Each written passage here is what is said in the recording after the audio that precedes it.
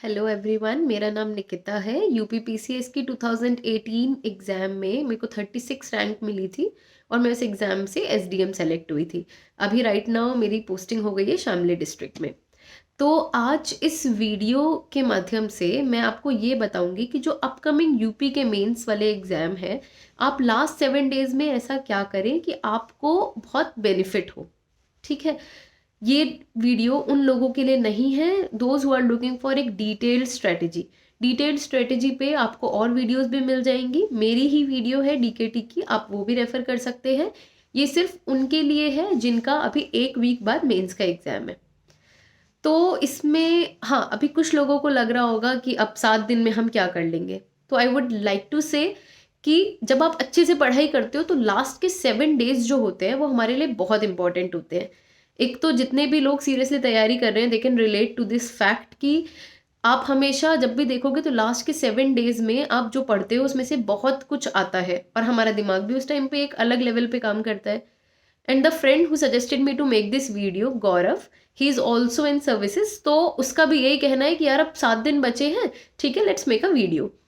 तो अब मैं आपको मेजर पॉइंट्स कुछ बताऊंगी। तो वीडियो इस तरह का होगा कि वो 2 पार्ट्स में डिवाइडेड होगा। One is general set of guidelines जो सब पेपर्स में आपके काम आएंगी, and another is this paper wise specific set of guidelines. ठीक है, तो इससे पहले हम स्टार्ट करें, सबसे पहला suggestion I would like to give you is mask लगाना है। मतलब आपको 3 घंटे मास्क लगाना है। आपको ऐसी प्रैक्टिस करनी है कि आप 3 घंटे मास्क लगा कर ही पेपर देंगे, जिसमें आई कैन से कि this is one kind of mask जिसको मैं काफ़ी देर तक लगाती हूँ तो मुझे फॉगिंग हो जाती है। तो दैट इज़ समथिंग जो मैं बहुत देर तक नहीं लगा सकती, बट इट इज़ कम्फर्टेबल। फिर there is another this NMR वाला मास्क जिसको मैं काफ़ी टाइम तक लगा के और पेपर वगैरह लिख सकती हूँ। तो you have to find out कि कौन सा ऐसा मास्क है जिसको आप लगा के पेपर दे सकते हैं। This is not mask promotional videos, तो मैं नहीं बताऊंगी। आप अपने लिए कंफर्टेबल मास्क कोई भी ढूंढें और ज़रूर लगाएं, क्योंकि देखो जब तबीयत खराब होती है तो वो एक एक्सक्यूज़ आपके लिए हो सकता है, आपकी फैमिली के लिए हो सकता है, लेकिन लॉन्ग टर्म में बहुत बेकार है। क्योंकि मेरी अभी मुझे कोल्ड हो गया है तो मैं फील कर सकती हूँ कि आप इनएफिशिएंट हो जाते हो। हाउएवर कॉन्फिडेंट यू आर, कहीं ना कहीं आपकी अंदर इनएफिशिएंसी आ जाती है। अब जब आपका एग्जाम है, या तो आपको एग्जाम लिखने देंगे या फिर आप लिखने जाएंगे। अगर आप कोविड में जाएंगे तो भी आप परफॉर्म नहीं कर पाएंगे। अगर आप नहीं लिखने गए तो that's a loss for you, और that's a loss for entire, मतलब फॉर एंटायर ईयर। क्योंकि एग्जाम जो होते हैं वो काफ़ी टाइम बाद ही होते हैं और हम उनके लिए इतना पढ़ते हैं। इस मेंस ब्रैकेट में आना इज इटसेल्फ बहुत मुश्किल आजकल। तो पहला suggestion is please wear mask. उससे पहले चूज योर मास्क, कौन से टाइप का मास्क ऐसा है जिसमें आप 3 घंटे लगा के चीज़ें लिख पाएंगे। कुछ लोगों को लगता है मास्क से कुछ नहीं होता है, कोई फर्क नहीं पड़ता है, बट स्टिल जब हमारे पास ऑप्शन है तो we should wear mask. Second point जो मैं आपको बताना चाहूंगी वो ये है, अब हम आ गए हैं पूरा पेपर्स पे। तो आपको एक चीज मेक श्योर करनी है कि आपको पेपर पूरा कंप्लीट करना है, and this is for every paper. मतलब हिंदी और कुछ पेपर्स में ऐसा हो सकता है कि ठीक है ग्रामर है, बहुत ऐसी चीज है विच इज फैक्चुअल, नहीं आती तो नहीं आती, आती है तो आती है। फिर भी आई वुड से आपको अगर कुछ क्लोज भी लग रहा है तो आप उसको लिख के आए। जीएस में तो कोई चांस ही नहीं है, बिल्कुल नहीं। आप कोई क्वेश्चन छोड़ ही नहीं सकते हैं। अगर आपको अपनी डिजायर्ड सर्विस चाहिए, जैसे मेरी सर्विस मेरे लिए था कि भाई एसडीएम बनना है, तो अपनी डिजायरेबल सर्विस में, और मेरे जितने भी बैचमेट्स हैं लाइक 99% ऑफ देम, उनका ये कहना है कि पेपर कंप्लीट करना इज फर्स्ट थिंग जो आपको करनी ही पड़ेगी सिलेक्शन के लिए। मतलब लिस्ट में आने के लिए इट्स सॉर्ट ऑफ मैंडेटरी। अब अगर अभी भी आप पेपर नहीं कंप्लीट कर पा रहे हैं और आपको लगेगा कि 7 दिन में आप कैसे पेपर कंप्लीट कर लेंगे, तो दैट्स नॉट ए इशू। आपको कुछ कुछ थोड़ा थोड़ा लिखना है। अभी भी आप एक पेपर क्यों, आप क्वेश्चंस उठाओ, टाइम में डिवाइड कर लो। जैसे एक क्वेश्चन में आपको, अगर वो 8 मार्क्स का क्वेश्चन है तो आपको 7 मिनट्स मिलते हैं, तो आप उसी स्पीड पे लिख के प्रैक्टिस कर लो कि आप 3 क्वेश्चन अगर लिख रहे हो तो वो 20 मिनट्स में होने चाहिए। तो ये पहली सजेशन है which is really which works a lot. ठीक है, सेकंड जो मैं आपको सजेशन देना चाहूंगी वो ये है कि आप सब लोग यूपी का मैप देख लें। देखना डजंट मीन कि आप उसको बना के नहीं देखेंगे। जब तक आप उसको बना के नहीं देखेंगे वो पेपर में नहीं बन पाएगा। और पेपर में उसको बनाने के लिए द थिंग इज कि आपको थोड़ा सा जो एकदम मतलब कॉर्नर्स वाले जो डिस्ट्रिक्ट हैं उन पर ज़्यादा ध्यान देना है। जैसे ऊपर सहारनपुर हो गया, फिर शामली जहाँ पे मेरी पोस्टिंग है, that's like the western most district. फिर उसके बाद आपको सोनभद्र नीचे मिलेगा, उसके बाद फिर इधर आपको ईस्ट की साइड पे बलिया वगैरह मिलेंगे। दो मेरा factually I can be incorrect, क्योंकि अभी मेरा टच भी छूट गया है और ये सारी चीज़ें थोड़ा थोड़ा वैरी करती रहती हैं, but this is just an example. इसका मतलब ये नहीं है कि आपको लगेगा कि भाई निकिता मैम ने बोला था तो हमें अब यही लिख के आना है। You have to search for it. मेरे कहने का मतलब ये है कि आपको मैप थोड़ा सा क्लियर होना चाहिए। अब क्या होगा, आपको मैप आता है तो आपको मैंने अभी बताया कि आपको क्वेश्चंस कंप्लीट करने हैं, तो आप बहुत सारे क्वेश्चंस में मैप बना दोगे। जैसे क्वेश्चन आया यूपी का इरिगेशन, मैप से समझाओ। यूपी का सॉइल, मैप से। One district one product, map से। ये सब वही क्वेश्चंस है जो आ चुके हैं। टूरिस्ट सर्किट, मैप से। Expressway projects, maps. मतलब यूपी में जहां भी आपको लगता है कि यूपी का क्वेश्चन हल्का सा आ गया, मैप ड्रॉ कर दो। एक पेपर में 3 क्वेश्चन में भी मैप ड्रॉ करोगे कोई दिक्कत नहीं है। 3 पेपर्स तो ऐसे हैं GS 1, 2, 3 जहाँ पे आप बना सकते हो। तो ओवरऑल अगर हम 3 एक में भी बना रहे हैं तो हमारा अच्छा खासा फायदा है। हम 10 क्वेश्चन हमें मिल जाते हैं जिनमें हमारा अगर 1 मार्क्स भी बढ़ा, 10 मार्क्स मैटर्स अ लॉट। जो सीरियसली तैयारी कर रहे हैं उनको ये समझ आता है कि 10 marks means in and out of list. तो दूसरी सजेशन मेरी ये है कि यूपी के मैप की आप प्रैक्टिस करें। फिर ये है कि हाँ, कुछ कॉमन थीम्स होती हैं जो हर पेपर में मैं 2-3 साल से देख रही हूँ रिपीट होती हैं। जब मैंने दिया था that was the first time जब मेंस हुआ था, उसके बाद फिर मैंने अपने फ्रेंड्स को सजेस्ट करने के लिए दोबारा पेपर्स देखे, अभी वीडियो बनाने के लिए फिर मैंने पेपर्स देखे। तो मैंने ये फील किया है कि कुछ जो थीम्स हैं वो एकदम कांस्टेंट है, वो रिपीट होती हैं। तो हमेशा इट्स एडवाइजेबल कि अगर आप उनका कंटेंट पहले से प्रिपेयर रखोगे तो एक तो आपका कंटेंट अच्छा होगा, दूसरा आपका टाइम बचेगा, और तीसरी चीज़ ऐसी है कि आप उसको कहीं भी डाल सकते हो because that is a ready content for you. ज़रूरी नहीं है कि बहुत अच्छा कंटेंट आपको चाहिए। तो कुछ ऐसी थीम्स हैं जो मैं फिर से बता रही हूँ, it's just a suggestive video. ऐसा बिल्कुल नहीं है कि यही आएगा, ये यही आया है। बट मेरे एक्सपीरियंस से वन थिंग इज़ वेमेन। या तो आपको यूपी की हिस्टोरिकली इंपॉर्टेंट वेमेन, यूपी के वेमेन का एजुकेशन, यूपी की वेमेन के लिए स्कीम, यूपी की वेमेन के लिए सिक्योरिटी स्कीम, यूपी में विमेन की पॉवर्टी, या फिर आप यूपी में विमेन का पूरा पढ़ेंगे। ठीक है, आपको स्कीम्स मिल जाएंगी। जैसे स्कीम्स अगर नहीं भी डायरेक्टली क्वेश्चन आया तो आप कन्या सुमंगला स्कीम, ऐसे आइकॉनिक स्कीम्स को अगर आंसर्स में डालोगे तो आपको बहुत अच्छे मार्क्स मिलेंगे डेफिनेटली, क्योंकि आप थोड़ा सा यूपी माइंडसेट से दोगे। अभी कुछ लोगों ने यूपीएससी दिया होगा, उनके पास 7 डेज का ब्रैकेट है, उनको लग रहा होगा कि क्या अलग करें। तो जिन लोगों ने यूपीएससी दिया है और यूपीपीसीएस के लिए दे हैव दिस 7 डेज वाला ब्रैकेट, तो वो लोग और स्पेशली ये वाली चीज़ें करें कि थोड़ा सा यूपी सेंट्रिक चीज़ें पढ़ें। ठीक है, ऐसी कुछ थीम मैं आपको बता देती हूँ जो मुझे लगती हैं पर्सनली। फिर मैं बता रही हूँ this is such a suggestive video. जैसे वेमेन हो गया, गांधी जी, जो आपके हर पेपर में दिखेंगे आपको, मतलब हर पेपर में, राइट फ्रॉम एस्से, हर एक पेपर में। पेपर 1 में भी क्वेश्चन होगा, पेपर 2 में भी होगा, पेपर 3 में भी होगा, and paper 4 is all about ethics. तो गांधी जी का जिक्र ना आए एथिक्स में इज इम्पॉसिबल। तो आप एक गांधी जी प्रिपेयर करेंगे। फिर एक टॉपिक इज टूरिज्म। टूरिज्म एक कांस्टेंट टॉपिक है। 2018 में टूरिज्म से क्वेश्चन आए 2, फिर 19 में आया, फिर 20 में आया, और दिस इज समथिंग जो थोड़ा थोड़ा वेरी करके पूछ ही रहा है। तो आपको क्या करना है, यूपी के टूरिज्म का थोड़ा सा डाटा देख लो, लास्ट टूरिज्म में कौन कौन सी स्कीम, जैसे बुद्धिस्ट सर्किट आ चुका है, लाइक टेम्पल्स आ चुका है।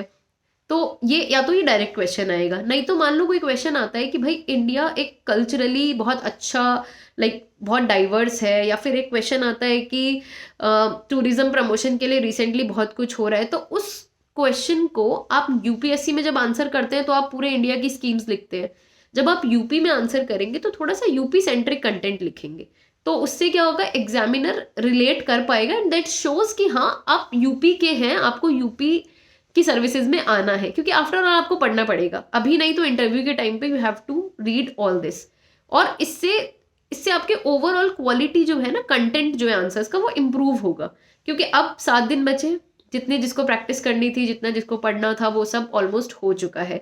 अब बस ये है कि व्हाट आर दोज थिंग्स जो हम जल्दी जल्दी जल्दी जल्दी पढ़ें और हमारी अच्छी रैंक आए, हमारे अच्छे मार्क्स आए, या फिर थोड़ा मार्क्स इंप्रूवमेंट हो। फिर ये हो गया। हाँ, तो मैंने कुछ कुछ क्वेश्चंस बस इन्हीं थीम से बताने के लिए लिखा है। जैसे कुछ पिछले साल में बहुत बड़ी बड़ी स्कीम चल रही होंगी, जैसे based on my guess UP में 2 इंटरनेशनल एयरपोर्ट्स खुले हैं, आप लोगों को पता है, दिस जेवर वाला इन कुशीनगर। उसके बाद और बहुत सारे डेवलपमेंट्स हैं, काशी वाला टेम्पल वाला हो गया, फिर अयोध्या चल रहा है। तो वो आपसे ऐसे पूछ लेगा कि what is like the historical significance of Kushinagar. तो जो बहुत बड़ा बड़ा सा चीज़ें चल रही हैं उनको आपको थोड़ा पढ़ना है। जैसे एग्जाम में पूछ चुका है 1 डिस्ट्रिक्ट 1 प्रोडक्ट, पूछेगा पेरिफेरल हाईवेज हो गए, गंगा एक्सप्रेसवे हो गया, ये सारी चीज़ें हैं जो एकदम डोमिनेंट न्यूज़ में कवर हो चुकी है, तो आपको वो पढ़ना है। One portal I can suggest is up.nic.in, जिसमें आपको कुछ कुछ मिलेगा। थोड़ा सा बजट देख लो, नॉट मच कि भाई पूरा बजट पढ़ रहे हैं बैठ के। स्कीम्स देख लो बजट में जो जो आई हैं, वो तो आजकल यूट्यूब पे आप देखोगे तो बजट की, यूपी के बजट की स्कीम्स एक 25 मिनट के वीडियो में वो सब मेजर स्कीम्स बता देते हैं। अब आपको स्कीम्स नहीं लिखनी है, आपको स्कीम्स का थोड़ा सा अंदर पढ़ना है कि हाँ इसमें क्या क्या हुआ है।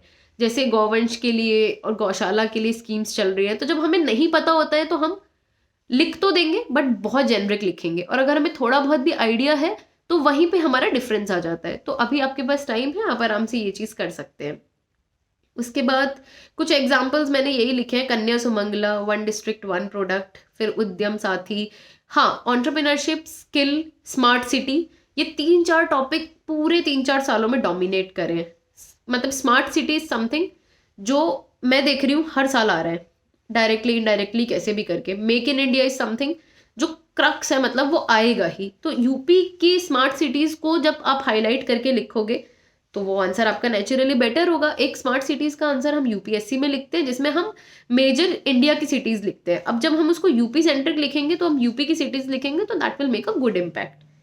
ये हो गया। अब ये थी ओवरऑल सजेशंस, जिसमें मैं एक बार रिवाइज करा देती हूँ। पहला इज मास्क लगाना है, क्योंकि वो आपके लिए बहुत इंपॉर्टेंट है। बीमार पड़ेंगे, एफिशिएंट नहीं रहेंगे, ये मेरा पर्सनल एक्सपीरियंस है। मैं अभी बीमार हूँ तो मुझे अच्छा नहीं लग रहा है, लाइक कुछ भी अच्छा नहीं लग रहा है। दूसरी चीज़ है कि सारा आपको पेपर कंप्लीट करना है एट एनी कॉस्ट। आप नहीं भी कर पा रहे हैं ना, 2-3 लाइनें लिख के आ जाओ। अगर एग्जामिनर का मूड अच्छा होगा, कुछ होगा, यू गेट हाफ मार्क्स। आधा नंबर भी अगर आपको ऐसे 4 क्वेश्चंस पे मिल गया, दैट मेक्स 2 मार्क्स। 4 पेपर में 2 marks is equal to 8 marks. Optional भी निकाल लो, फिर वहां पे 4 क्वेश्चंस हो गए, आधा आधा marks is equal to another 4 marks. तो ऐसे करके आपके 10-12 नंबर उससे बढ़ेंगे। और पेपर अगर आप छोड़ के आ रहे हैं तो that's a very big mistake, वो एक क्राइम है जो आप कर रहे हैं, आपको नहीं करना है। फिर दूसरी चीज़ थी मैप, जो मैंने डिटेल बता दिया है। कॉमन थीम्स मैंने बता दिया है, ठीक है। अब हम आते हैं पेपर वाइज। तो पेपर 1 जो है उसमें हिस्ट्री, ज्योग्राफी, ये सब है। तो वर्ल्ड हिस्ट्री में मैं कुछ सजेस्ट नहीं करूँगी। ज्योग्राफी में अपने जो आपके नोट्स हैं उन्हें आप रिवाइज करिए, कोई बहुत अलग क्वेश्चंस नहीं आते हैं, डायरेक्ट कंसेप्ट से क्वेश्चन आएगा, ठीक है। मतलब ऐसे क्वेश्चंस आएंगे कि हाँ ये इस फिनोमेना के पीछे क्या होता है, कितने टाइप के वॉल्केनोज हैं एंड एवरीथिंग, जो आपकी बुक्स में आपको आसानी से मिलेगा। There is no short trick. एक ट्रिक जो मैं अभी सजेस्ट करूंगी दैट इज लाइक, जो हिस्ट्री में जैसे आर्किटेक्चर का क्वेश्चन आया तो आप उसमें यूपी फोकस करो। यूपी में जो आर्किटेक्चर है, बुद्धा आर्किटेक्चर आया, बुद्धा का फॉरगेट अबाउट आर्किटेक्चर, कोई लिटरेचर, एनीथिंग, तो उसमें आप थोड़ा सा यूपी सेंट्रिक लिखेंगे तो आपको बहुत अच्छे मार्क्स मिलेंगे। भक्ति सूफी सूफी मूवमेंट इज समथिंग जो, मतलब ये सब चीज़ें वो नहीं है जो मैं बोल रही हूँ आएगा, दिस इज समथिंग अगर ऐसा आया तो आपको क्या करना है। भक्ति सूफी मूवमेंट में भी आप यहाँ हमारे यूपी के कबीरदास जी और ये सब लिख सकते हैं, विच इज़ वेरी गुड। एक तो अच्छा इंप्रेशन आता है और साथ में इजी फॉर यू ना, क्योंकि अभी 7 दिन बचे हैं तो आपको कंटेंट थोड़ा सा एनरिच करना है। इट्स नॉट दैट कि आपको ग्राउंड से पूरा पढ़ना है, तो आप ये चीज़ कर सकते हैं।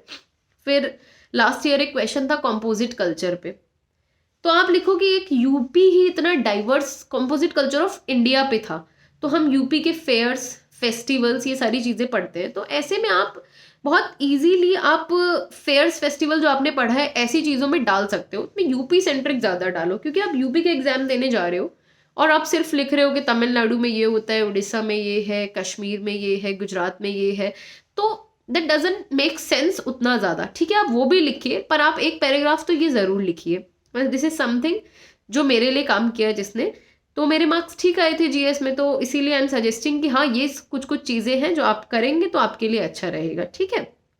फिर ये तो हो गया आपका एंशंट वाला पोर्शन। उसके बाद हिस्ट्री में मॉडर्न में बहुत जो मेन इवेंट्स होते हैं, जो एकदम हिस्टोरिकल इवेंट्स है, उनमें से एक इवेंट पे क्वेश्चन ऑल्टरनेटिवली आता है। जैसे अभी मान लो आपका एनसीएम आ गया, नॉन कॉपरेशन, तो उसके बाद नेक्स्ट ईयर आपका सिविल डिसोबीडियंस आएगा, नहीं तो क्विट इंडिया आएगा। फिर अगर क्विट इंडिया और सिविल डिसोबीडियंस कवर हो गया है तो एनसीएम आएगा। तो ऐसे आइकॉनिक से इवेंट में 1857 हो गया, 1905 हो गया, फिर उसके बाद दिस एनसीएम हो गया, Rowlatt can also be part of that. उसके बाद हमारा ये सीडीएम हो गया, फिर आपका क्विट इंडिया हो गया। तो ऐसे मेजर इवेंट्स में से एक इवेंट जरूर आएगा। तो मैं ये क्यों बोल रही हूँ, क्योंकि आप इन पे पहले ही देख के थोड़ा कि जो पिछले 2 साल आ चुके हैं उसके अलावा क्या है, this is just a guess work. मैं फिर से बता रही हूँ कि ऐसा नहीं है कि यही आएगा। और आप ये भी मत सोचो कि हाँ मैंने बहुत ज़्यादा स्टडी करके ये कुछ टॉपिक्स निकाले हैं, मेरे पास उतना अभी टाइम नहीं है। जस्ट दैट मैंने एक रफ आइडिया देने के लिए ये वीडियो बनाया है। तो आप थोड़ा सा होमवर्क करेंगे तो आपको ऐसे टॉपिक्स मिल जाएंगे। जैसे स्मार्ट सिटीज़ है, हर साल आ रहा है, दैट इज समथिंग जो मतलब पूछ ही रहा है, तो आपको वो छोड़ना नहीं चाहिए। अगर नहीं भी पूछेगा तो उस कंटेंट को कहीं और डाल देना। तो मेजर इवेंट्स हो गया। पेपर 1 में यही आएगा। सोसाइटी के क्वेश्चंस होंगे, विमेन के होंगे, तो आपको यूपी सेंट्रिक लिखना है। यूपी सेंट्रिक पढ़ेंगे, फेयर फेस्टिवल्स ये सब चीज़ें आप पढ़ेंगे तो होगा। अब उसमें 3-4 क्वेश्चन प्रॉपर यूपी के आते हैं। सिलेबस देखिए, मुझे लगता है, आई होप कि अब तक आपने यूपी की तैयारी कर ली होगी, क्योंकि 7 दिन बचे हैं। मेजर तैयारी तो हो ही गई होगी। जो मैंने भी एक डिटेल्ड वीडियो बनाई थी, ऐसे ही आपने डिटेल्ड कंटेंट पढ़ लिया होगा। उसमें मैं एड ऑन में यही बोलूँगी, मैप बना दीजिए। जब सॉइल का क्वेश्चन आएगा, सॉइल का मैप बना दीजिए। बुंदेलखंड का आएगा, वहाँ पे मैप बना दीजिए। इरीगेशन आएगा तो इरीगेशन के मैप बना दीजिए। आप मैप बनाएंगे। कंटेंट कहाँ से पढ़ना है वो मैं वीडियो के एंड में लिंक्स डाल सकती हूँ, पर again it's not a promotional video. अब कोई कहीं से पढ़ता है, कोई कहीं से पढ़ता है। मैंने एक बहुत सारी जगह से पढ़ के एक अपना नोट्स टाइप के बनाए थे, जो अब मेरे पास नहीं है, वरना मैं नोट्स डाल देती। वो पता नहीं नोट्स कहाँ चले गए। तो अभी I can help you by sending some of the links, लेकिन ऐसा कोई एक वन स्टॉप जगह नहीं है कि हाँ भाई यहाँ जाओ और आपको मिल जाएगा। यूपी के एग्जाम दे रहे हैं तो थोड़ी सी मेहनत करनी पड़ेगी यूपी को अलग से पढ़ने के लिए, और वहीं पे आपका डिजायर्ड सर्विस वाला गैप रह जाता है। सेलेक्ट हो गए और डिजायर्ड सर्विस वाला गैप। फिर हम आते हैं पेपर 2 पे। Paper 2 is about polity and governance. Core आप लोगों ने पढ़ लिया है। अब जैसे पॉलिटी है ना, तो जब आप आंसर्स लिख रहे हो तो देखोगे, वैसे मैंने फील किया है कि कोऑपरेटिव फेडरलिज्म इज समथिंग जो बहुत हर पेपर में, मतलब हर बार ये आ रहा है। तो आप अच्छी अच्छी लाइन्स याद कर लो कोऑपरेटिव फेडरलिज्म की, जो लक्ष्मीकांत पे लिखी है कि अंबेडकर जी ने क्या बोला है, या फिर किसी ब्रिटिश फिलोसोफर ने, या फिर ब्रिटिश कॉन्स्टिट्यूशनल एक्सपर्ट्स ने क्या बोला है। अच्छा रहेगा, आप अगर प्रिडिक्ट कर लोगे तो बहुत अच्छा है। फिर कोऑपरेटिव फेडरलिज्म, हिंदी में आई थिंक इसको सहकारी संघवाद बोलते हैं। हिंदी मेरी प्रैक्टिस छूट गई है सिलेबस वाली, तो जिनको जो हिंदी के कैंडिडेट्स हैं उनके लिए शायद मुझे लगता है इसको सहकारी संघवाद बोलते हैं। इसको थोड़ा देख लो। यूपी सेंट्रिक आंसर लिखो। एनजीओ पे क्वेश्चन आया, थोड़ा सा यूपी सेंट्रिक लिखो कि यूपी के इस जिले में ये एनजीओ बहुत अच्छा काम कर रहा है। सेल्फ हेल्प ग्रुप तो यूपी में इतने सारे हैं कि अब जब सेल्फ हेल्प ग्रुप आएगा तो आप लिख दो कि शामली जिले में एक ये सेल्फ हेल्प ग्रुप है जो पुष्टा आहार बना रहा है, and these people are doing wonderful things. Just that आपको थोड़ा सा गूगल करना पड़ेगा। अभी हमें इंडिया के बड़े बड़े एग्जाम्पल्स तो मिल जाते हैं जो मोस्टली साउथ से होते हैं, क्योंकि ये सारी चीज़ों का स्टार्टिंग वहीं से हुआ था। पर अब ये चीज़ें यूपी में भी आ गई हैं, you should know about that. आपको पता है तो आप उसको लिख के आइए, नहीं पता है तो आप 7 दिन में यूपी सेंट्रिक चीज़ें पढ़ लीजिए। अच्छे एनजीओ वाले एग्जाम्पल्स, अच्छे एसएचजी वाले एग्जाम्पल्स, जो भी सीरियस एस्पायरेंट्स हैं उनको सिलेबस तो पता ही है। तो सिलेबस में जो भी आपकी लाइन्स हैं उनको थोड़ा सा यूपी सेंट्रिक देखना है। फिर अनदर थिंग इज गवर्नेंस, जिसमें भूलेख, यूपी का कोई ई गवर्नेंस प्रोजेक्ट है, वो आपको up.nic.in पे मिल जाएंगे। पढ़ोगे बहुत अच्छा है। कोई क्वेश्चन जनरल आएगा, ई गवर्नेंस ईजी आएगा, क्वेश्चन आएगा ई गवर्नेंस क्या है, इसके क्या क्या फेसेट्स हैं, या फिर क्या क्या स्कीम्स चल रही हैं। आप भूलेख लिखेंगे, आप यूपी की स्कीम्स लिखेंगे, आप कुछ यूपी के स्पेशल प्रोजेक्ट्स लिखेंगे तो विल गेट गुड मार्क्स। तो यूपी टाइप की ई गवर्नेंस चीज़ें ज़रूर देख लीजिए, क्योंकि इस पर क्वेश्चन डायरेक्ट आएगा। फिर गवर्नेंस में SC ST women differently abled ऐसे करके कुछ ग्रुप्स होते हैं, तो जिनके लिए हम स्कीम्स चलाते हैं। अल्टरनेट आ रहा है, एक बार विमेन आएगा, शायद लास्ट ईयर SC ST आया है, डिफरेंटली एबल्ड के लिए आ सकता है अब। मतलब वो थोड़ा सा अल्टरनेट चलता है। अगर उसने एक स्कीम पूछनी ही है उन लोगों, उस सेक्शंस में से जो थोड़ा सा नॉट सो एबल्ड या वीकर सेक्शन है, तो वहाँ से उसको एक स्कीम पूछनी है। तो बेटर है आप पेपर देख के गेस करिए, नहीं तो अगर आपको लगता है इसमें बहुत टाइम वेस्ट होगा तो SC ST विमेन और हमारे डिफरेंटली एबल्ड पीपल हो गए, या फिर कुछ और ऐसे वीकर सेक्शंस के लिए थोड़ा थोड़ा सा डाटा, यूपी में क्या पोजीशन है, क्योंकि हमको पता नहीं होता है कि यार यूपी में इतने कम ST हैं, SC, मतलब ये सारी चीज़ें बहुत ऐसे फैक्ट लग जाते हैं कि हम तुक्का नहीं मार सकते हैं यूपीएससी की तरह। वहाँ पे फिर भी ऐसा होता है कि लोग लिख देते हैं with such a huge population we need this scheme. अब आपको पता ही नहीं है कि कितना प्रपोर्शन है ST का, तो आप लिख देंगे, फिर वो पेपर भी यूपी वाले लोग चेक करेंगे, तो that doesn't make a good impression. तुक्के वही मारने चाहिए जहाँ पर आपको थोड़ा आइडिया हो, ठीक है। फिर आता है इंटरनेशनल रिलेशंस, बहुत ही प्रिडिक्टेबल टाइप का टॉपिक है। जो भी न्यूज़ में चल रहा होगा 2 क्वेश्चंस तो वहीं से ही आते हैं मोस्ट लाइकली। जैसे कोई मेरे टाइम पे न्यूक्लियर डील और समथिंग कुछ ऐसा चल रहा था, अभी 2+2 चल रहा था, लास्ट ईयर WHO पे क्वेश्चन पूछा है, कोविड चल रहा था, लास्ट ईयर क्वाड से क्वेश्चन पूछा है क्योंकि इंडियन अमेरिकन रिलेशंस बहुत न्यूज़ में थे। तो इस बार जो न्यूज़ में है वो आप सर्च करेंगे, क्योंकि मैं न्यूज़ फॉलो भी नहीं कर रही हूँ, बट आई कैन से कि जैसे UN है, क्वेश्चन अगर आपको लग रहा है उससे नहीं आ रहा है, that is something which is very important, तो पढ़िए, क्योंकि क्वेश्चन इसमें प्रिडिक्ट कर सकते हैं आप लास्ट 7 डेज में। This prediction will help you a lot. अब सारी ऑर्गेनाइजेशन पढ़ने का फायदा नहीं है। WHO अगर आ गया है तो चांसेस आर कि वो शायद अभी ना आए, बट कोविड परसिस्टेंट है तो आ सकता है। बट वही है कि आप अपने इंटेलेक्ट के अकॉर्डिंग जो मैं सजेस्ट कर रही हूँ उसको दोनों को कंबाइन करके और फिर इन 7 डेज को बेस्ट यूटिलाइज करिए। तो मुझे लगता है ठीक है, UN can be a question. बाकी डायस्पोरा फेवरेट कांस्टेंट टॉपिक है। अगर आप 3 साल में 2 बार कोई क्वेश्चन को देख रहे हैं तो चांसेस आर कि हाँ this is one of the topic जहाँ से क्वेश्चन आने के चांसेस है। पढ़ लीजिए उसको थोड़ा सा। अब आप यूपी सेंट्रिक डायस्पोरा क्या ही पढ़ेंगे, बट ये है कि हाँ आप वो पॉकेट्स देख लीजिए जहाँ से काफ़ी लोग बाहर जाते हैं या फिर समथिंग लाइक दैट। मतलब थोड़ा सा यूपी को आपको 7 दिन में टेंज देना है। ये हो गया। स्मार्ट सिटीज मिशन अगेन मैंने लिखा हुआ है क्योंकि दैट इज समथिंग जो मुझे हर एग्जाम में मतलब बहुत दिख रहा है, make in India smart cities जो कॉन्स्टेंटली आ रहा है। तो थोड़ा सा स्मार्ट सिटीज यूपी की याद कर लीजिए, उसको कहीं भी आप फिट कर सकते हैं। कुछ कुछ ऐसा जेनरिक कंटेंट आपके पास होना चाहिए जिसको आप फिट आसानी से कर दें, अगर उसका डायरेक्ट क्वेश्चन भी ना आए तो इनडायरेक्टली वो आपको हेल्प करेगा। फिर एग्री डाटा, यूपी का एग्री डाटा आपको पता होना चाहिए। फार्मर्स की प्रॉब्लम कॉमन है अक्रॉस इंडिया, ठीक है, थोड़ा बहुत वेरिएशन होता है स्टेट वाइज, पर फिर भी अगर आपको यूपी सेंट्रिक प्रॉब्लम लिखनी है तो आप कोई बहुत नई प्रॉब्लम्स नहीं आएंगी। बट अगर आपको यूपी का डाटा पता है कि कितने % लोग शुगर केन वाला कर रहे हैं, कितने % लोगों का क्या है, तो जब आपको यूपी का डाटा पता होगा तो आपके लिए इजी हो जाएंगी चीज़ें। आंसर पढ़ के लगेगा कि हाँ you are from UP, you are interested in services, आप एक ऐसे एलिजिबल कैंडिडेट हैं जिसको सेलेक्ट करना चाहिए। तो मैंने कुछ एग्री डाटा देख लिया था, बहुत ज़्यादा नहीं, थोड़ा बहुत, इतना कि आप एक आंसर में कुछ 3-4 पॉइंट्स डाल पाए। रफ आइडिया ले लीजिए, उसके बाद आप कर लेंगे। कोई बहुत ऐसे एकदम ही वेरिएशन नहीं लिखना है कि भाई कुछ भी हम लिख के आ गए गलत चलत, इसीलिए थोड़ा आइडिया ले लीजिए। इंडस्ट्रियल डाटा यूपी में क्योंकि अभी बहुत ज़्यादा MSME टाइप की चीज़ें और एंटरप्रेन्योरशिप टाइप की चीज़ें बहुत चल रहे हैं, तो थोड़ा इंडस्ट्रियल डाटा ले लीजिए। एक्सप्रेसवे पक्का पढ़िए क्योंकि मेजर इंफ्रा प्रोजेक्ट्स जो हैं उसमें एक्सप्रेसवे काफ़ी रोल कर रहे हैं, और यूपी में पिछले 2-3 सालों में बहुत ज़्यादा ये कनेक्टिविटी प्रोजेक्ट्स चल रहे हैं। तो आपको यहाँ पे मैप बनाना है।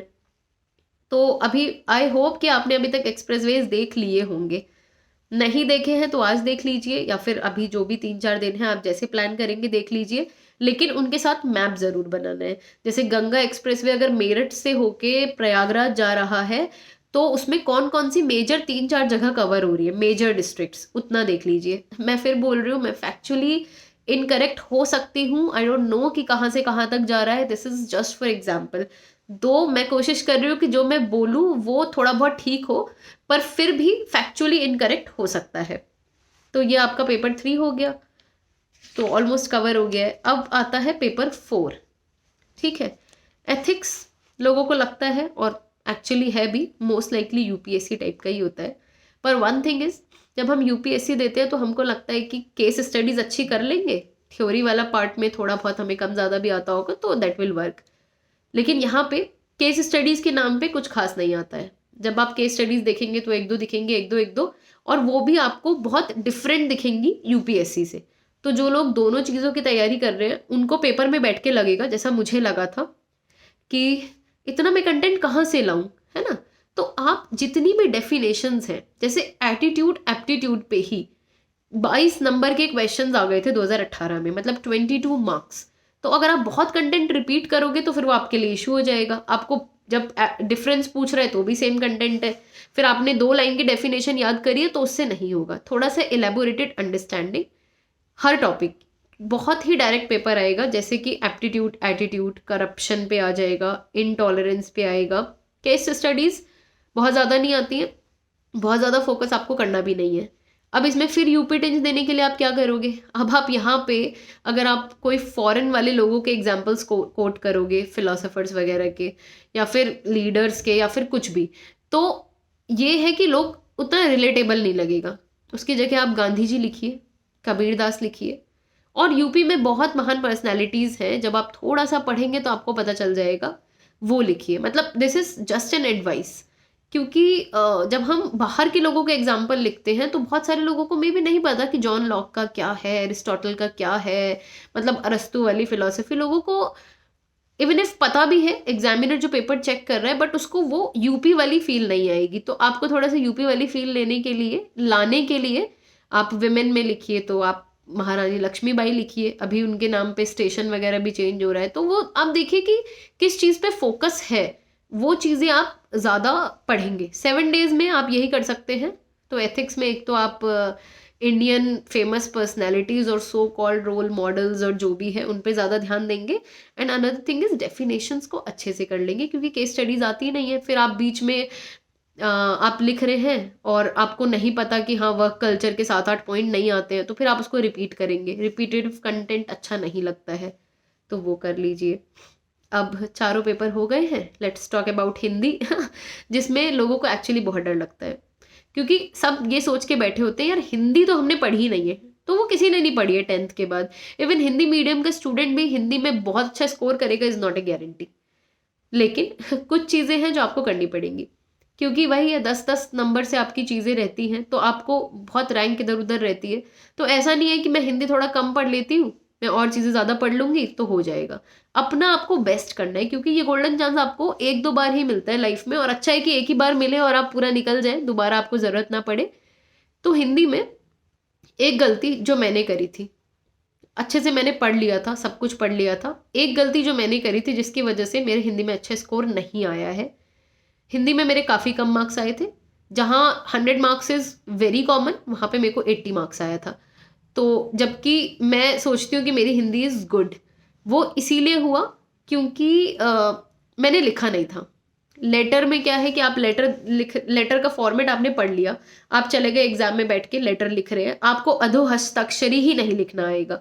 आपको ऐसे ऐसे जो वर्ड होते हैं जो आप याद तो कर लोगे, प्रेषित प्रेषित भी नहीं लिख पाएंगे आप, अगर आपको हिंदी की प्रैक्टिस नहीं है। तो वहाँ पे जाके मैंने महसूस किया कि मुझे वर्ड्स की स्पेलिंग नहीं आ रही है। पहला तो मेरा टाइम वेस्ट हो रहा है, फिर अगर मैं इतनी छोटे से लेटर में इतनी सारी ग्रामेटिकल मिस्टेक कर दूंगी तो फिर, मतलब ग्रामेटिकल से ज़्यादा वोकैब वाली मिस्टेक है ना, मतलब वर्ड ही गलत लिख दूंगी, वर्तनी गलत कर दूंगी, तो फिर कैसे इंप्रेशन आएगा एग्जामिनर के पास कि भाई इनकी हिंदी तो अच्छी नहीं है। तो वो भी एक प्रॉब्लम है। तो वो आप लिखिए, जब तक आप लिखेंगे नहीं ना आपको कॉन्फिडेंस नहीं आएगा।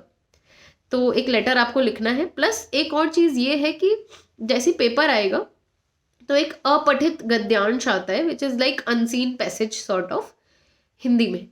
तो आप वहाँ से पढ़ के पहले उसे पढ़ के पहला क्वेश्चन वही अटेम्प्ट करिए, क्योंकि क्या होता है ना, जब हम एकदम से हिंदी लिखने चलते हैं तो वर्ड्स उतने शुद्ध आ नहीं पाते हैं, और हम तब तक लेटर लिख दिए होते हैं जब तक हमारी शुद्ध वर्तनी डेवलप नहीं हो पाती।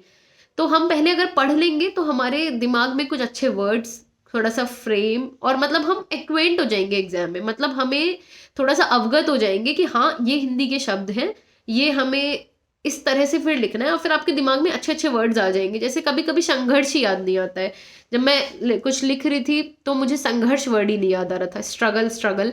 फिर मैंने जब देखा पैराग्राफ जो पहले आया था, जब मैंने वो पढ़ा तो मैंने देखा वहाँ पे ऐसे बहुत सारे शब्द होते हैं जो आपको याद नहीं आ रहे होते एग्जाम में, बट वो बहुत यूजुअली फ्रिक्वेंटली यूज होते हैं उधर, तो आप वहां से ये एक मतलब दिस इज समथिंग जो मेरे लिए काम किया है। ये ऐसा नहीं है कि this not a golden rule, but आपकी वर्तनी के लिए आपको ना कुछ शब्द मिल जाएंगे वो कैब, और फिर आप अच्छा लिखेंगे। लेटर तो लिख के देखिए, उसका कोई सब्स्टिट्यूट नहीं है, जरूर लिखिए वरना पेपर में नहीं लिख पाएंगे।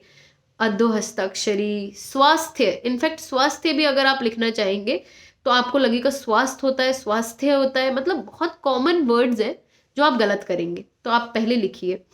फिर आते हैं ग्रामर, जो बहुत स्कोरिंग होती है, लेकिन इक्वली लोगों को लगता है कि यार मुझे याद नहीं हो रहा है। तो आप अगर 2-3 लोग पढ़ रहे हैं तो एक दूसरे से पूछ पूछ के करिए। लास्ट ईयर के ही क्वेश्चंस 80%, 70-80% रिपीट होते हैं ग्रामर में। तो बुक्स सबने पढ़ ली होंगी, आई वुड नॉट से कि भाई आदित्य पब्लिकेशन की बुक आती है या जो भी आता है। अब जो भी आपने पढ़ लिया है उसको लेके उसे रिवाइज करिए। हिंदी की ग्रामर एंड मोमेंट पे रिवाइज करने से ही आएगी, वो मतलब किसी को याद नहीं आता है, वो एक तुक्का है भाई, आ गया तो आ गया, पेपर में याद नहीं आया तो नहीं आया। तो बहुत वरिड मत होइए। वर्तनी वाला जो आता है शुद्ध करके लिखने वाला, वो मैक्सिमम लोग नहीं लिख पाते हैं, जिनका हिंदी का बहुत वो नहीं है, तो वहां फोकस नहीं करिए। मुहावरे हैं जो हम सुनते हैं, तो हम मुहावरे इजीली कर सकते हैं और मुहावरे इजी आते हैं।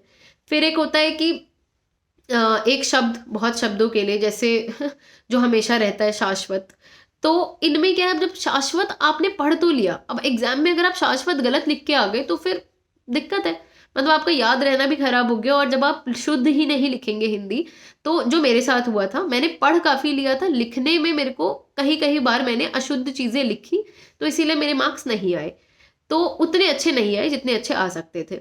तो हिंदी में ये करिए। हाँ, हिंदी में भी ऐसा यही सजेशन है, चीज़ें नहीं आती हैं ठीक है, आपको नहीं पता इसका विलोम क्या है, समटाइम्स हमें लग रहा होता है यार इसका विलोम ये हो सकता है, जैसे कृतज्ञ है, ठीक है, उसका हमें विलोम, उसका कृतज्ञ अगर विलोम होता है और हमें नहीं पता, तो अब देखिए कृतज्ञ है, अगर आपको पता भी है तो भी कितने लोग उसको सही लिख पाएंगे, इज अ फैक्ट। तो थोड़ा सा लिखिए। अब अगर आपको नहीं पता, आप बहुत फुलिश लिखेंगे, अकृतज्ञ लिख देंगे, है ना, मार्क्स आपके कट जाएंगे, क्योंकि इट्स लाइक मैथ्स, आपके मार्क्स या तो आपको मिलेंगे या आपके मार्क्स कटेंगे, ग्रामर है, व्याकरण में यही होता है।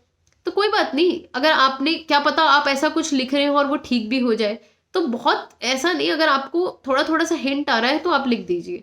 बहुत उल्टा कुछ ऐसा मतलब आ रहा हो जो बहुत अजीब है तो नहीं लिखिए, वो तो हमको पता ही है, जब हम लिख रहे होते हैं तो इतना सेंस है। बट अगर कुछ गेस टाइप का मार पा रहे हो तो मार दो, मतलब मैं तो ये कहूँगी मार दो। तो ये हमारा हिंदी हो गया। लिखिए प्लीज़, लेटर लिख के देखिए, कुछ चीज़ें लिख के देखिए। सबसे पहले आप इस अनसीन पैसेज, जिसको अपठित गद्यांश और समथिंग बोलते हैं, वहाँ से स्टार्ट करिए। अब लास्ट पेपर आता है एस्से। एस्से में मुझे अच्छे मार्क्स मिले थे, एस्से ने ही मेरे हिंदी के मार्क्स को कवर किया था, मुझे 150 में से 112 या 13 मार्क्स मिले थे। तो एस्से में क्या होता है, आपको पहले से टॉपिक्स पता है, ठीक है। अब हम क्या गलती करते हैं, हम टॉपिक्स तो देख लेते हैं, हम कंटेंट भी पढ़ लेते हैं, लेकिन यूपीएससी का एस्से और इसके एस्से में काफ़ी डिफरेंस होता है, क्योंकि ये हमें बहुत छोटा लिखना है, ये बस हमें 750 वर्ड्स में लिखना है। अब जब हम 750 वर्ड्स में अपनी बात कहना चाहते हैं तो वर्ड्स खत्म हो जाते हैं। यूजुअली क्या होता है, जब हम माहौल बना रहे होते हैं तब तो इम्पोर्टेंट कंटेंट लिखते नहीं है, कंटेंट आप इम्पोर्टेंट लिखते हैं बाद में। तो जब तक आप उस कंटेंट पे पहुंचते हैं जो ऊपर आना चाहिए, तो आपका स्पेस टाइम सब खत्म हो जाता है। तो मैं आपको बोलूँगी जो टॉपिक्स दिए हैं, पहले तो आप उन पे कंटेंट बनाइए। आपको पता है आईआर एक टॉपिक होता है, आपको आईआर पसंद है, ढूंढ लीजिए आईआर की चीज़ें शुरू से लेके अभी तक, आईआर की कोट्स, आईआर की एवरीथिंग। आईआर मतलब इंटरनेशनल रिलेशंस, अंतर्राष्ट्रीय संबंध। तो आप कुछ ना कुछ उस पर ऐसा चीज़ लिखिए, मतलब ये बहुत ज़रूरी है। जब आप पहले से बना के चलेंगे, घर पे 2-3 एस्से लिखिए, ये नहीं कि एस्से लिख रहे हैं और वर्ड्स नहीं चेक कर रहे हैं। यूपीएससी वाले लोगों को जो प्रॉब्लम यूपी पीसीएस में एस्से में आती है, वो आती है वर्ड लिमिट की। वर्ड लिमिट एक इलेबोरेटेड जीएस आंसर, मतलब एक जीएस के आंसर को, सामान्य ज्ञान वाले अध्ययन वाले जो आंसर है उसको बड़ा करके लिखना होता है एस्से में। उसमें आपको कोड्स भी डालने हैं, उसमें आपको सारी चीज़ें डालनी है। तो आप 2-3 एस्से लिखिए। टॉपिक्स आपको पता होते हैं, एक कला से आता है, एक एजुकेशन से आता है, शिक्षा वगैरह का, इन पे तैयार कर लीजिए पहले ही। अगर आप इन पे तैयार कर लेंगे तो एग्जाम में जाके आपको प्रॉब्लम नहीं होगी। इन पे 750 वर्ड का लिख के देख लीजिए। मैंने तो गांधी जी पे एस्से घर पे लिखा था, और सेम ही टाइप का एस्से, ऑलमोस्ट सेम टाइप का एस्से क्योंकि मैंने कहा गांधी जी एक बहुत बड़ी थीम है, तो ऑलमोस्ट सेम टाइप का ऐसे मुझे एग्जाम में मिला। तो मुझे फेयर आइडिया था कि हाँ, इतनी बड़े एरिया में मैं गांधी जी के जीवन का या फिर अभी अपने जीवन में क्या महत्व है हमारे जीवन में गांधी जी का, ये मैं लिख पाऊंगी। तो ये आपको थोड़ा सा जो टॉपिक्स दिए हैं उन पे पहले से कंटेंट प्रिपेयर करना है और 2 ऐसे लिख के देख लीजिए। अभी एंड में आप नया कुछ पढ़ेंगे नहीं, आपको लग रहा होगा कि अब एंड में क्या करें, पढ़ें कि लिखें, पढ़ें कि लिखें। 1-2 चीज़ें लिख के देख लीजिए, इनसे मार्क्स बढ़ेंगे। ये वो चीज़ें हैं जो मुझे लगता है कि मैंने करी थी, तो मेरा एक अच्छा एवरेज स्कोर जीएस का सही आया है। और ये थोड़ी बहुत चीज़ें हैं जो 7 डेज में ही करनी होती है। लास्ट में मैं यही बोलूँगी, हेल्थ का बहुत ध्यान रखिए, बीमार नहीं होना है, मास्क लगाना है। जो मैंने मास्क हॉल किया था स्टार्टिंग में वो इसीलिए था कि कॉटन के मास्क जो होते हैं कंफर्टेबल होते हैं, फॉगिंग नहीं होती है। जिनके स्पेक्ट्स हैं उन लोगों को लगता है कि हम मास्क नहीं लगाएंगे, तो these mask are quite comfortable, ले सकते हैं। कोई भी कॉटन का मास्क, घर बनाया हुआ मास्क, कोई भी मास्क ले सकते हैं। हेल्थ का अच्छे से ध्यान रखिए, फिर घबराइए नहीं। कॉन्फिडेंस बहुत चीज़ें डिसाइड करता है। आपको पता है कि आप जब इतना पढ़ लेंगे तो कोई भी क्वेश्चन में कुछ भी लिख देंगे, और जब आपको नहीं आता, आपने इतना पढ़ा है, तो सामने वाले को भी नहीं आता है। और रिलेटिव कंपटीशन है। अगर कोई ऐसी चीज़ आ गई कि मेरे पेपर में जीएस 3 में 3-4 क्वेश्चन ऐसे थे जो मेरे को लग रहा था ये तो मैंने सुने ही नहीं है कि ये TIFAC और ये सब क्या होता है, तो वो किसी ने नहीं सुने होंगे, क्योंकि लोग सेम चीज़ें पढ़ रहे हैं, लोगों का सेम कंटेंट है। कॉन्फिडेंस रखिए, मीडियम मैटर नहीं करता है, और यूपी में तो अभी तक नहीं कर रहा है। आप अपने ऑप्शनल को लेके भी कॉन्फिडेंट रहिए। कोई ऑप्शनल गंदा बुरा नहीं होता है, it's a way of saying कि हाँ, आप अपना जो कि आप नहीं कर पाए वो आप किसी चीज़ पे डाल रहे हो। यूपी में तो ठीक है, कोई ऑप्शनल बहुत अच्छा गंदा और कोई ऐसा बहुत विजिबल ट्रेंड नहीं है। अगर आपको लग भी रहा है तो आपको पहले चेंज करना था। अभी आपके पास कोई ऑप्शन ही नहीं है, आपको उसी ऑप्शन में। और ऐसा होता है ऑप्शनल में, दो मुझे लगता है कि हाँ ठीक है, फर्क पड़ता है, लोग कहते भी हैं, लेकिन वो टाइम चला गया जब आपको चूज करना था। और मेरे ऑप्शनल में ही, मतलब मेरे सेकंड हाईएस्ट ऐसे कुछ मार्क्स आए हैं, मेरे ही बैचमेट हैं उनके हाईएस्ट मार्क्स आए हैं, लेकिन शुरू शुरू में 1-2 लोगों के टॉप मार्क्स हैं, उसके बाद लोगों के मार्क्स कम हैं, लेकिन उनके भी तो है ना। तो देयर इज समथिंग जो वो लोग कर पा रहे हैं, वो 6-7 लोग जो कर पा रहे हैं, वो आपको भी करना है। और कॉन्फिडेंस है, लास्ट मोमेंट पे आप सोचेंगे कि मेरा ऑप्शनल अच्छा नहीं है, मेरे ऑप्शनल में मार्क्स नहीं आते हैं, तो दैट इज समथिंग जो आपको हार्म करेगा। अब ये सोचने का वक्त नहीं है।